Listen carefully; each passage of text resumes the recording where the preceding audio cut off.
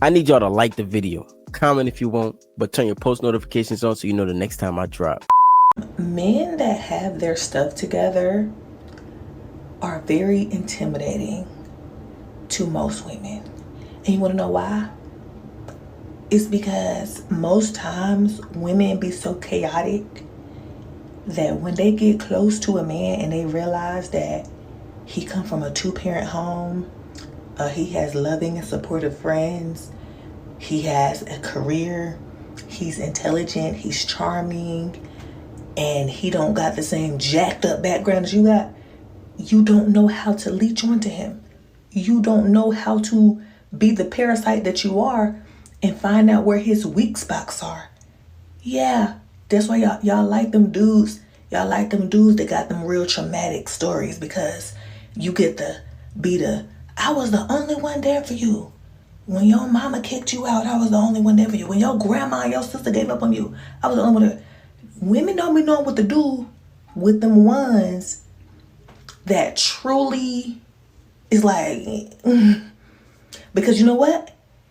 If I get to talk about you, I don't got to talk about me. But if I can't talk about you, I gotta look at me. I think it's mostly because their approach to relationships has been shaped by their mother. So it causes them to not be able to fit a situation that is a good one because they never seen what that looks like. So I can say that they're intimidated, yeah, for sure.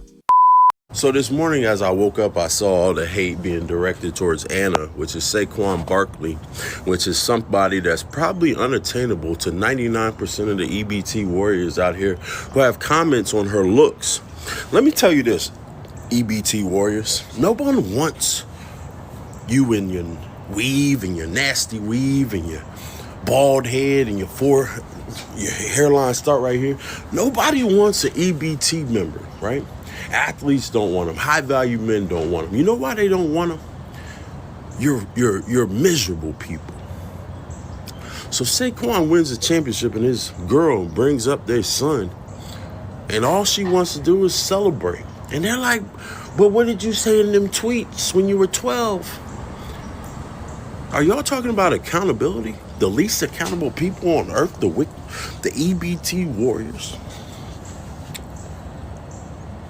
The highest rate of single motherhood, highest homelessness. Y'all are mad at her. Oh, I know what it is. It's jealousy. You can't understand how Becky,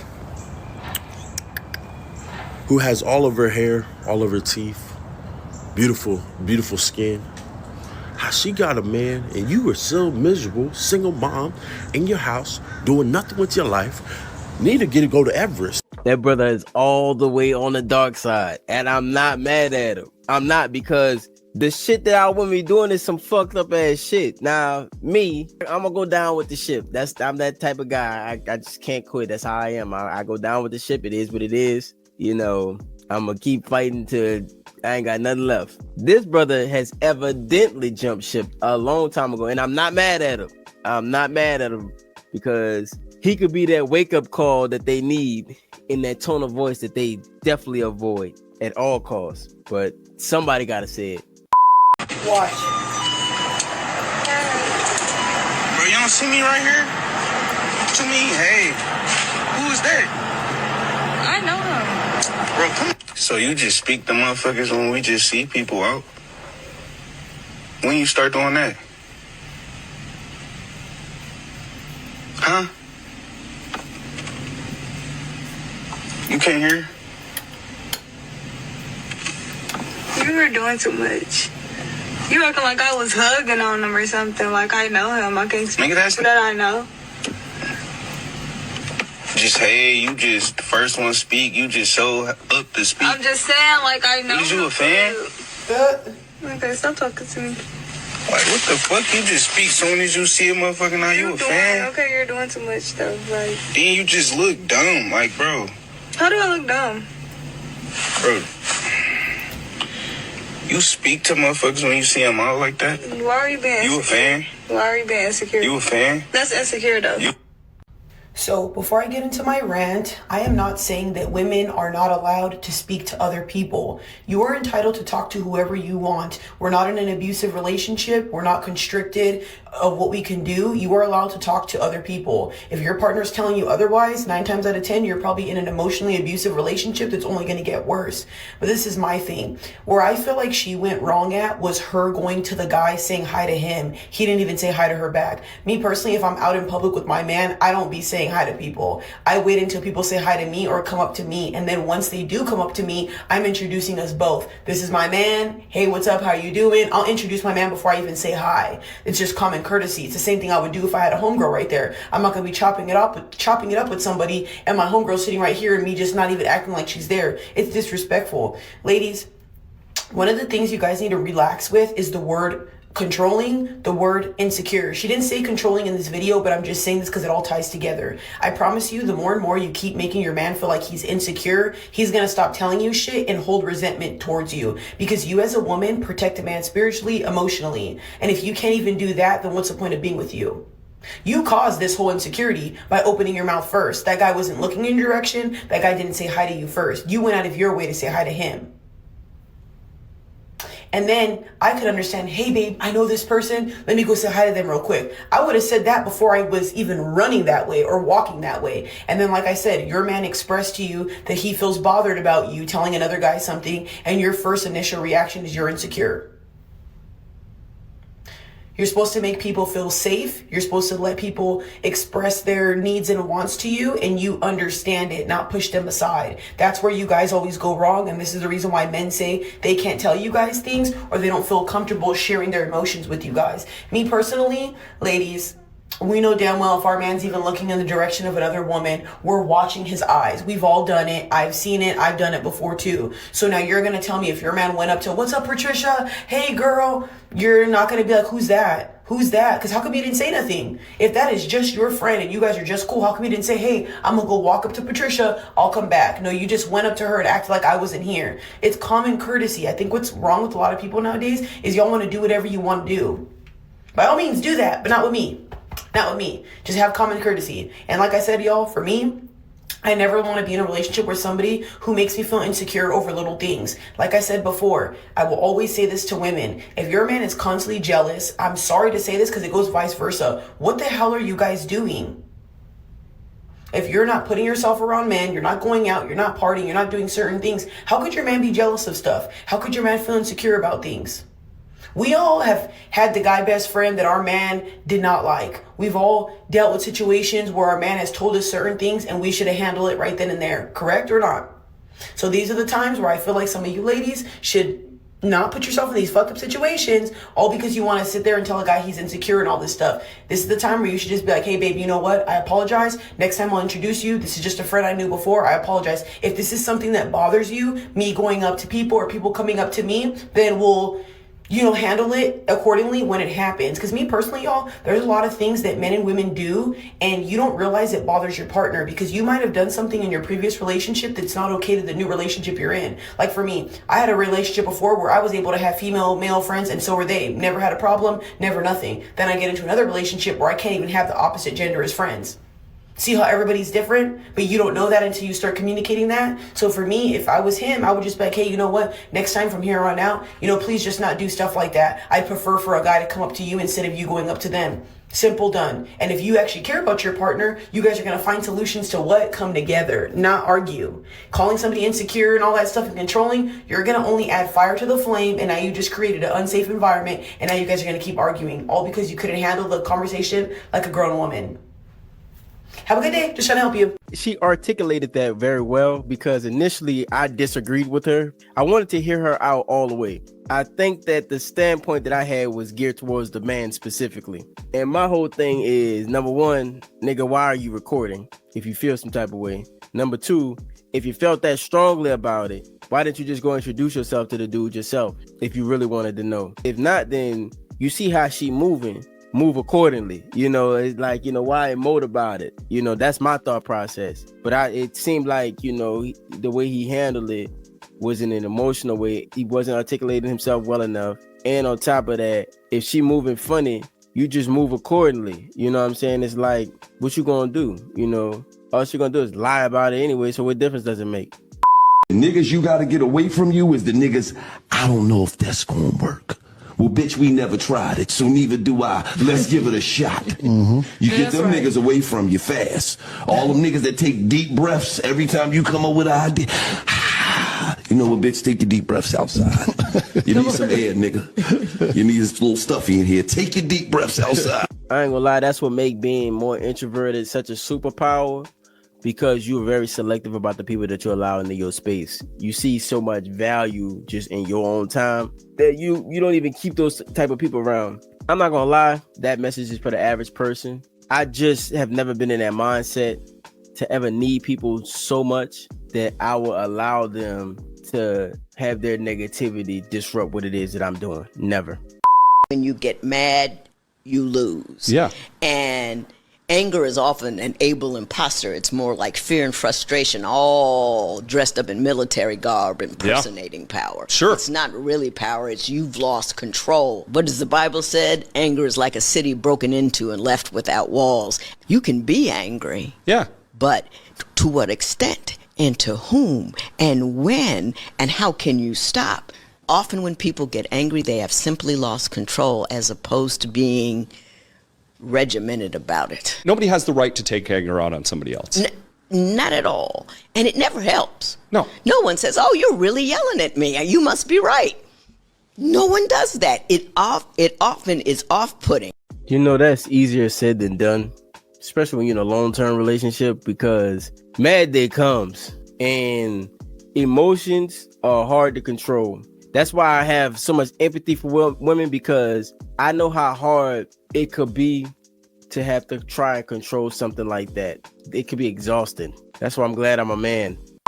So in 2020, everybody was doing the PPP. My cousin did it, my brother did it, then my best friend did it. I said, shit, sign me up.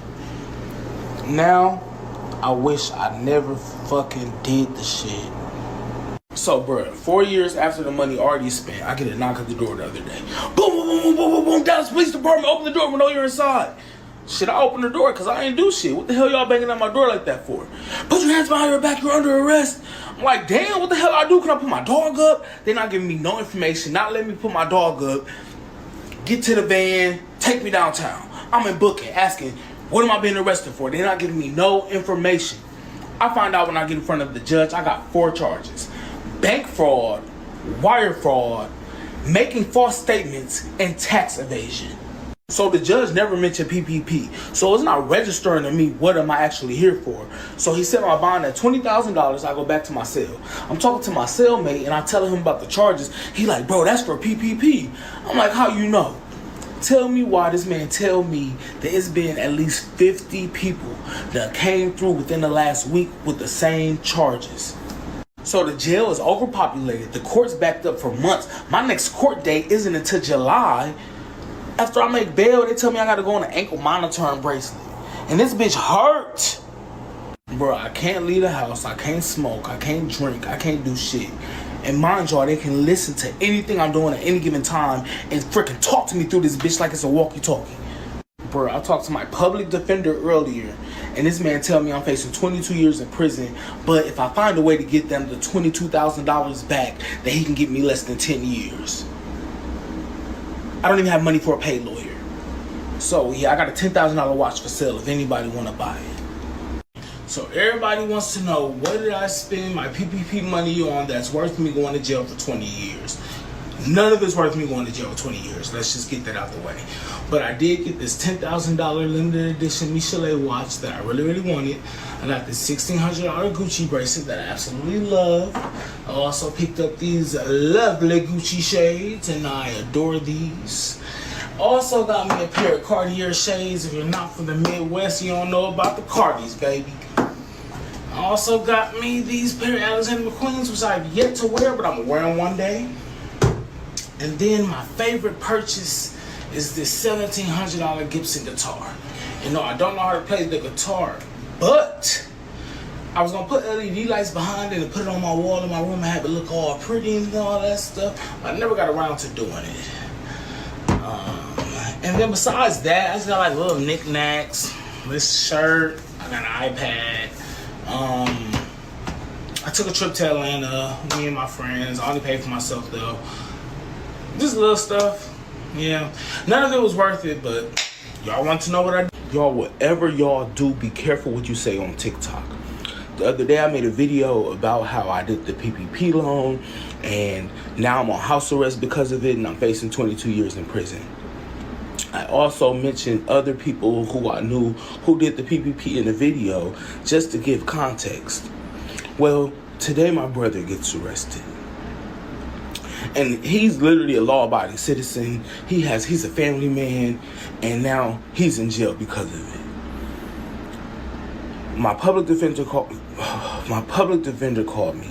He told me that I need to delete all of my videos because if the prosecution gets a hold of them, they're going to use everything I say against me in court. I didn't think that they will be able to do anything like that. I don't know. Maybe I'm dumb. Whatever you want to call me. I'm just letting y'all know so y'all don't make the same mistakes that I did. I don't want nobody to have to go through what I'm going through. And now my brother is in jail and we have to figure out a way to make his bond after everybody just got together and made my bond. Everybody's blaming me, calling me stupid, like I did something wrong. All I did was get on here and tell my truth to try to warn everybody about what's going on so that y'all don't have to go through what I'm going through. Because if I would have known, like I said, I would have made a run for it. Ain't no more doing that. I don't know what to do. This ain't fair, y'all. They just rounding us up like cats and dogs and treating us like we are absolute hardcore criminals for doing what everybody else did. Trying to get some money to help us through a difficult time. The stimulus wasn't enough. It wasn't. I lost both of my grandparents during COVID. They were my sole providers. They were the ones who was taking care of me. I had to go from having everything to having nothing all within a week. So yeah, when the PPP came around, it seemed like a saving grace. It helped me a lot. And now it's destroying my life. He has totally incriminated himself in those videos. He's so hungry for attention that he don't know how to shut the hell up. And then he didn't spend any of his money on anything that would give him any ROI. Just bullshit. $20,000 down the drain. He bought shoes that he hasn't even worn yet. And he did that PPP loan, I think 4 years ago. He still ain't worn those shoes yet. You just gotta think about people's priorities. This is a cautionary tale of what happens when you lack purpose. His whole life is reflective of that. And he's so starving for attention that he'll get on here and incriminate himself under the guise of him just telling his truth. And when people call him out for being stupid, he too stupid to see why. All men are trifling as fuck. Because one thing for certain, two things for sure, women are not the aggressors, and most of us don't come on to y'all. Y'all come on to us. Now, let me tell you one thing that I'm always born and bred by. Mama's baby, papa's baby. That's why I don't give a fuck about y'all. If I fuck with you, your uncle, your cousin, I know it's my baby. I don't give a fuck if it's yours. You see what I'm saying? Each woman is different, and every woman ain't the same. Because I push mine out, and guess what? I ain't need no daddy. But when I raised him by myself, I glazed him by myself, and now he's self-sufficient. The daddy was... What in the Magic Johnson song is she talking about? This is exactly why we got sassy ass niggas around this mother. These sassy men that y'all claim that y'all hate is exactly why. Because they don't got daddy. And they got mamas that feel that they don't need daddy. That's why your son get beat up in grade school. That's why he came home with a black eye and he took his Jordan. Because you don't need you feel that he don't need a daddy. That's why your son switched when he walk. Not meaning you, I'm talking about people that think like you. Your son a pussy. He get bullied. Why? Because he ain't have no daddy to teach him how to fight. Nigga don't get no playing time in the game. He ride the bitch from 9th grade to senior year. Because he ain't have a daddy to teach him how to shoot a jump shot. And then when he get married, he end up crashing out because he can't get control of his emotions because he ain't have a man to teach his ass that a man should have control of his emotions. See, it's women that think that kids shouldn't have fathers is the reason why we got a sassy nigga apocalypse in this bitch today. What women are doing is they're creating the men that they talk about. And it's insanity because it's like, don't you realize that the exact recipe of a man that you don't like is what you're cooking your son into? Don't you see that's ironic? Y'all be so ego-driven in these relationships Y'all be over there, oh, he'll never find a woman like me. Baby, it's a lot more good women out here than there is good men. Okay, the crazy part is you probably won't find another man like him if he's a good man. You thinking just because you got all these men in your DMs, thinking they ready to wipe you up. They're not. Most of them are ready to what? Come here while I say this. Fuck. They not looking for no wife. They're looking for a fun time, and you look like a fun girl on the internet. That is the harsh truth that people do not want to realize. Okay, relationships are hard. You better love on that man while you can. Then you be wondering why that man over there with that plain Jane ass female, because she doesn't give him a headache, because she boosts his confidence and encourages him, because she doesn't belittle him, because she makes him feel like a man. That's why. I often hear this a lot, and I like to pass it on. Your woman is going to be the most important thing you choose in your life. Because, like it or not, a woman has the power to build or destroy a man with her words. It just is what it is. In our community, though, they're not taught to build, they're taught to destroy because they're in combat mode. Order 66, you know what I mean? But in reality, the right woman next to the right man, things could be limitless. There's a woman, she wrote into our show rather, that she and her husband, they're approaching their 5th wedding anniversary or I guess marriage anniversary, sorry. And she said, life together is good, not perfect, but they make ends meet. They work hard. They have a modest lifestyle. They have 2 young children, ages 1 and 4. Recently, she discovered something that she describes as shocking. Her husband's card and comic book collection, something he's guarded since they met, is worth $2.5 million. He's been collecting for over 25 years, a passion he inherited from his late father, and he still holds on to some of his dad's collection. When she brought up selling it, thinking of all the ways they could improve their family's life, he refused, saying the collection isn't about money, but more so about emotional value. To him, it's a legacy he plans to pass down to their children. Now she's struggling with reality that they're sitting on a fortune, yet still living paycheck to paycheck. Should she accept his emotional attachment, or does he owe it to their family to cash in? What would you guys do? Is he being unreasonable, or should sentimental value come before financial security? I'll go last. Okay, so according to her, they're living paycheck to paycheck. Not like they're behind on finances. She said they live modestly, you know, they make ends meet, but from what I gather, it's like maybe there's not a lot of cushion. So not struggling. Right. Not like struggling paycheck to paycheck, but not, she could be doing, or they could be doing better. Right. Okay. I feel like in that case,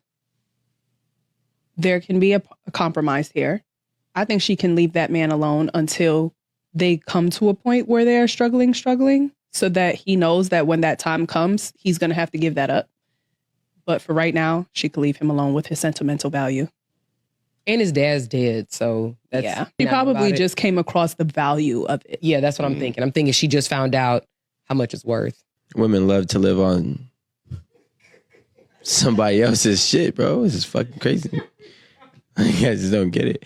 I mean, my thing is, that collection is his collection, passed down from his father.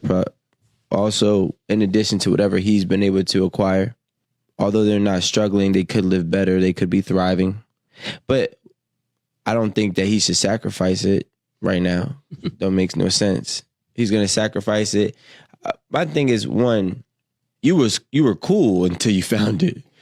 Like, there was no fucking issues, right? Now you find something that is his, that is worth some money, and now you want for him to cash out so he can, I guess, provide more. That's the sentimental value that's going to be passed on. So now you're basically taking that away from your kids.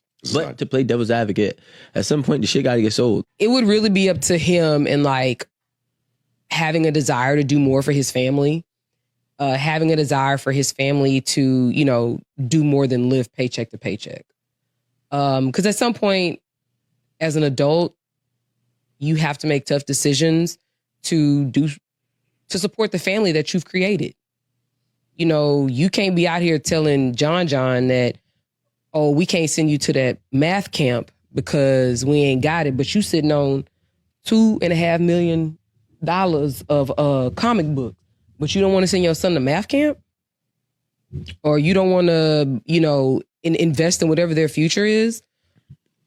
I think as his wife, I would have more of an issue with that part. Like if the kids are going without something in some sort of way, versus her just, I think we need that money. I find it so interesting how women can be so short-sighted. Most of the panel agreed, which is what I agree with. But if it's worth $2.5 million now, and his goal is to pass this legacy on to his children, what do you think it's going to be worth when they get it? How much do you think that asset may appreciate if it's worth that much now? And so women are so short-sighted in their perspective, they don't understand how legacy is passed on. They rather mortgage the future for the now. And so in their eyes, they think they know how to allocate the funds better. Right, and have fun. Call me, let me know when you made it home, all right? All right, babe. All right. Another one. Another one. Oh, shit. Yeah, what's up, babe? Not missing you. Oh, no, I ain't home. I'm straight. All right. All right, I'll see you in a few minutes. Who? What happened? My car was delayed. Damn, bro. You went out of gas or something? I got gas in the car. When I had turned in this shit. Pop the hood right quick. Pop the hood right quick.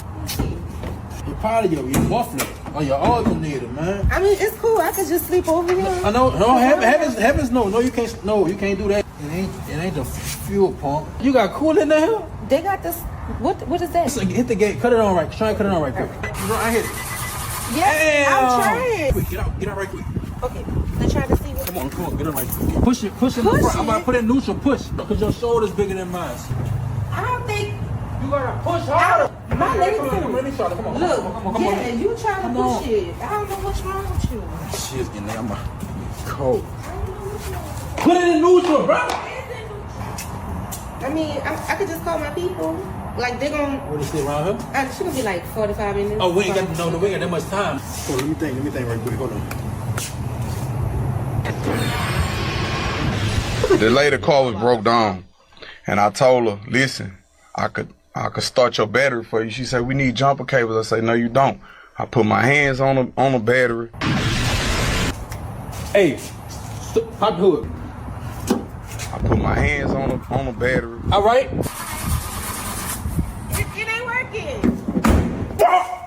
I knew that shit wasn't gonna say. Look, hey. Look, you gotta catch an Uber. I'm about to see your Uber, right? All right, but you got to walk out, right? 2 blocks down. I'm gonna call it. Keep going. All right? Go down there. The Uber gonna pick you up. All right? Hey, baby. Oh, hey, baby. What that call for? Oh, that's my car. You know, he had left it. He had went to the West Bank with his partner. He gonna come get it in the morning, bro. Oh, all right. All right. Love you. I love you too, babe.